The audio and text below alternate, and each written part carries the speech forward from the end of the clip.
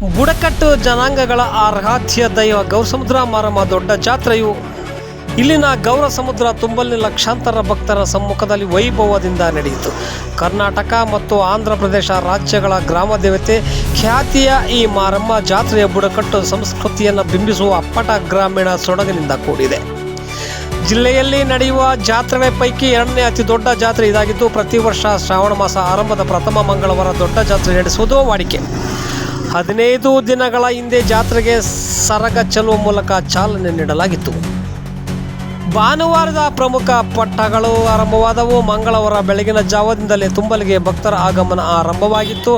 ಸಂಜೆವರೆಗೂ ಭಕ್ತರು ದರ್ಶನ ಪಡೆದರು. ಭಕ್ತರು ಬೇವಿನ ಸೇರಿ ಹರಕೆ, ಬಾಯಿಗೆ ಬೀಗ ಹಾಕಿ ದವಸ ಧಾನ್ಯಗಳ ಅರ್ಪಣೆ, ತೋಟದಲ್ಲಿ ಬೆಳೆದ ಈರುಳ್ಳಿ, ಶೇಂಗಾ ಅರ್ಪಿಸಿ ಹರಕೆ ಸಲ್ಲಿಸಿದರು.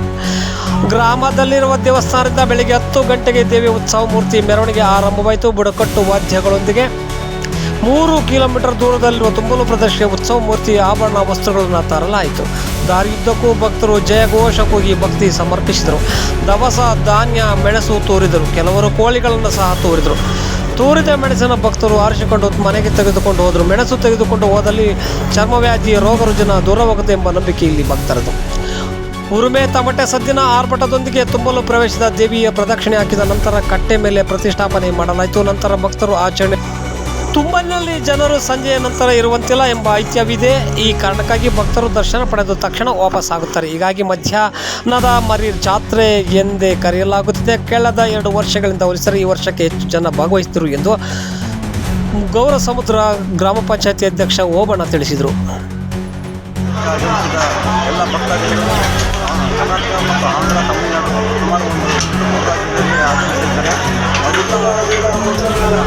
ಯಾವುದೇ ರೀತಿಯ ಅವರಿಗೆ ಮಕ್ಕಳಿಗೆ ತೊಂದರೆ ಆಗದಂತೆ ಜಿಲ್ಲಾಡಳಿತ ಗ್ರಾಮ ಪಂಚಾಯತ್